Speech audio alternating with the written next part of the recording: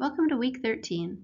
This week, we will discuss additional opportunities and examples of grant management communication, both internally at the grantee organization and externally at the grantor or other stakeholders. We will also discuss different types of locations for grant-related communication. Readings for this week include Chapter 11 of our course text and the supplement readings posted in Moodle. And assignments include a discussion forum, quiz, and assignment number 13, where you will draft communication to grant funders in response to different award needs. In Week 10, we talked a bit about the need to work with different departments within your organization to effectively manage a grant award, specific to managing grant budgets with an organization's finance or business department. We also introduced the potential need to work with the human resources, payroll, and purchasing departments. Open and clear communication between internal organization departments is so important that I'm going to stress this again. Internal communication can make the implementation and the management of a program smooth and supportive, or the lack of communication can make the grant management process a source of stress and anxiety. Finance department. In almost every instance, the program director or grant manager will need to communicate with the organization's finance or business office. At the time a grant award is received, program directors will need to create a new financial account to charge and track expenses. Each organization has a different process to set this up. Learn how this works for your organization and get the process moving right after the grant award announcement. Many grantors, especially federal agencies, coordinate financial transactions through online databases. The finance department is likely familiar with this process and already has this information necessary to complete registrations and process payments as relevant to the award. For example, most federal grant awards are processed through a system called the Automated Standard Application for Payment, or ASAP. The system allows grantees to draw down grant funds and make grant payments. The state of Michigan uses a system called Sigma to set up and complete grant payments. This system is used for other financial transactions as well. Often an organization account can be set up and managed by the business office for these types of accounts. New grant awards through these types of systems will be managed through the already existing organization account. Grant managers should understand how this works at their organization. If the system is new or an organization account is not set up yet, pull together the individuals that need to be involved in setting this up. Human resources. Anytime a grant project includes salaries and wages, communication with the human resources department and the payroll departments will be imperative to ensure project staff are paid from the correct source. The awarded project may include grant funds to hire new employees or may cover a percentage of time for a current employee. It's also important to make sure hiring processes follow the organization's policies and procedures, even if funding is coming from an external grant source. Purchasing. Again, if you are buying equipment, supplies, or materials under the grant project, or if you are hiring consultants, contractors, or other firms, communicate with the purchasing department to ensure these actions follow internal procurement policies and procedures. You may also need to reference the grant agreement terms and conditions to review additional procurement guidelines that may be included from the grantor. In addition to these departments, there are projects that will require communications and coordination with other internal departments and offices, such as the transportation department, if your project will include the use of organizational vehicles, the health department for a preventative health program, or the facilities department for a project expanding recycling access across the community. Each grant-funded project will have its own unique collaborations. Successful grant management requires early coordination and ongoing communication with all of the people and departments involved in the grant project. Know your project and open lines of communication from day one of the grant award. Effective grant management will also require external communication with subrecipients, consultants, other collaborators or stakeholders, and of course, the grantor. In our module, about grant project subrecipients, we talked about the nature of this type of agreement and the obligations surrounding the monitoring of subrecipients. A subrecipient relationship will foster communication between the grantee and the subrecipient through the ongoing collaborative work. Remember, both parties are invested in meeting the overall goals of the project. This could be communication back and forth on project tasks and activities. However, the grantee also has a responsibility to initiate and maintain communication as necessary with all project subrecipients. It is the grantee's responsibility to ensure that subrecipients are completing work, submitting reports on the established schedule, invoicing for payments, and properly closing out subrecipient agreements. Grantees also bear the responsibility of maintaining communication with consultants or contractors of the project. Remember, if you are contracting with them for a service, it is part of the management process to ensure consultants and contractors complete the work or service they are hired to do, and that they are clear on expectations and processes. There are also projects that will require communication with other project collaborators or project stakeholders.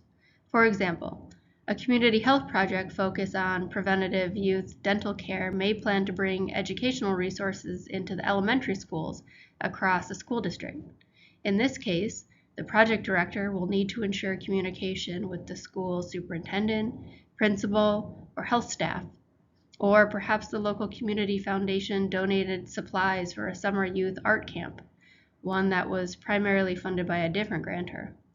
It would be good practice to communicate an invitation to participate in part of the summer camp or send a thank you card made by camp participants. Again, these types of relationships and needs will vary between projects. Make sure you understand who is involved and how.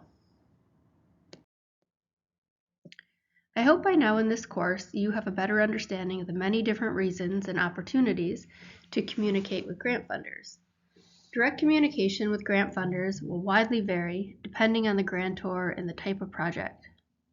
This is true for all aspects of the grant cycle.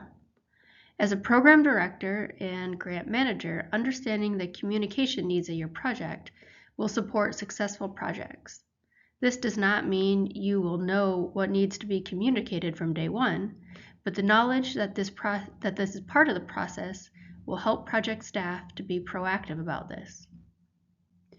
Communication with the grantor starts in the proposal process and continues through the grant award cycle where you will negotiate the final agreement as you move through reporting and reaching other deliverables and through the final closeout process of the grant award. Communication with the grantor may also be necessary at any point along the project timeline to address issues, ask questions, request modifications, and maintain a positive working relationship.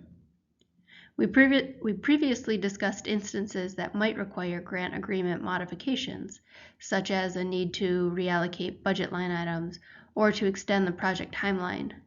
In most instances, the grantor project officer welcomes communication through questions, reports, and summaries, press releases, event invitations, and others.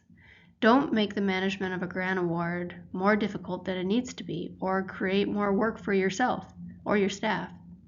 Ask questions, communicate directly. What is the best way to communicate with grantors? Simply, there is not a best way.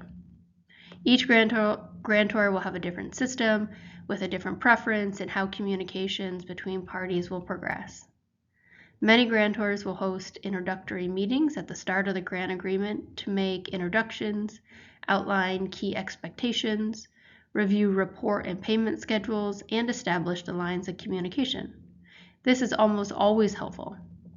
If your grantor does not initiate this process, the grantee has every right to reach out and request an introductory meeting.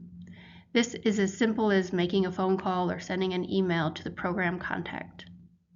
Email and phone correspondence back and forth is typical between the grantor and grantee, as well as Zoom and Teams virtual meetings and in-person meetings when this is possible. There are certainly instances where a grantor is less communicative than you need them to be. In my experience, this is not typical, but it may happen. This is not a green light to manage your project however you want. You are still obligated to follow the terms of the grant agreement, even if you have questions. In this case, make sure you document all inquiries. Put them in an email. In case there are any questions about management practices of the grant project. You may also need to put in some research to identify another contact at the grantor organization. Again, this would be a more extreme instance. However, understand that the lack of communication from the grantor does not mean a lack in obligations or the grant agreement or project implementation.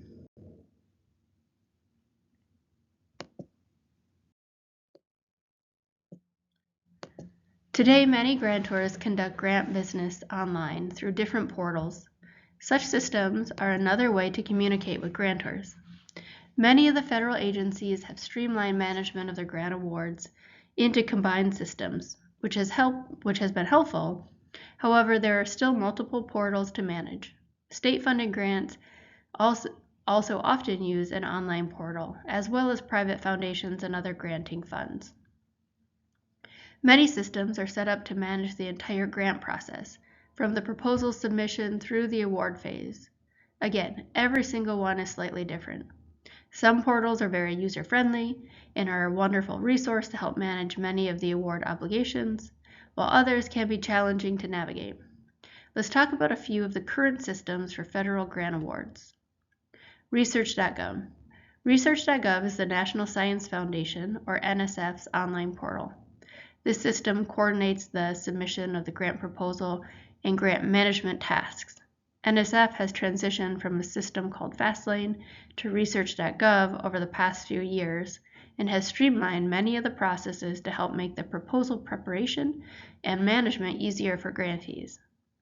For NSF grant awards, all project reports are submitted through the online system.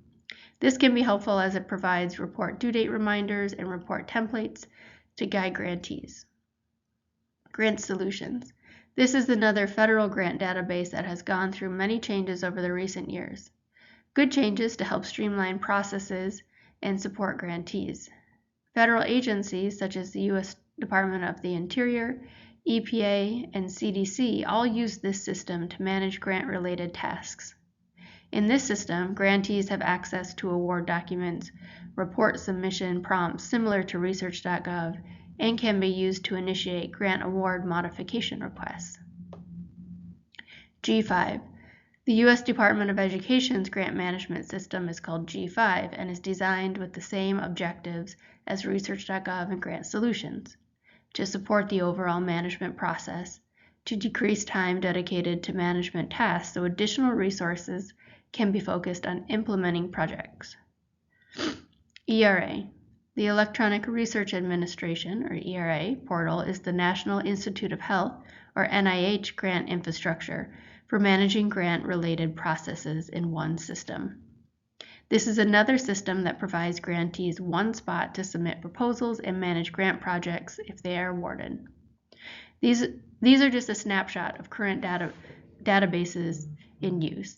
There are additional portals through the state grant programs and private foundations, and as you can imagine, there are similarities and differences across all of them. Understanding the system that supports the grant award will help with grant management and is another way to communicate with grantees.